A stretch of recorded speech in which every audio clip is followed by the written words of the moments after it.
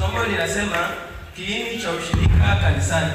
Linaanza kwa kusema neno ushirika limetafasiriwa kutoka katika neno la Kiingereza fellowship, ambalo linatafasiri kutoka katika neno la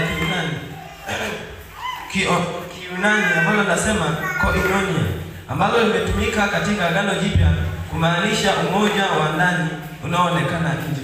Neno ushirika halimaanishi tu kuwa pamoja, bali ni kufanya mambo kwa pamoja ili kutimiza mapenzi ya Mungu. Ushirika huo unaonekana katika Matendo sura ya 2 mstari wa 42 hadi 47. Shule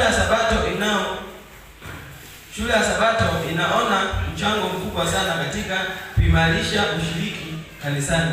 Na ndivyo maana katika malengo manne ya shule ya Sabato, lengo mojawapo ni ushirika. Ushirika ni ishara kuwa kanisa lina upendo, kanisa lenye upendo linatimiza agizo la Yesu katika Yohana sura ya 13 mstari wa 33 hadi 34. Shule ya Sabato inaweza kukuza ushirika kanisani kwa njia zifuatazo. Njia ya kwanza, huduma ya ukaribishaji. Kazi ya wakaribishaji wakati wa shule ya Sabato ni kumfanya kila anayeingia kanisani kujisikia kuwa ameingia katika kanisa lenye upendo, linalojali na kuthamini uwepo wa mtu huyo. Ni vizuri watu wanaochaguliwa kuwa wakaribishaji wapewe mafunzo maalum ya ukaribishaji kabla hawajaanza kufanya kazi hiyo, au wasome maelezo ya kina kuhusu huduma ya ukaribishaji yaliyoko kwenye mwongozo wa shule ya Sabato.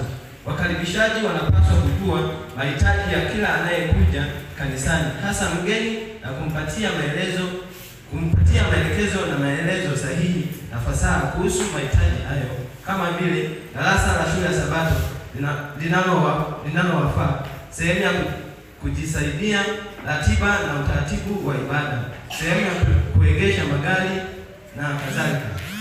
Namba 2, muda wa kuita majina. Kwa kawaida kabla ya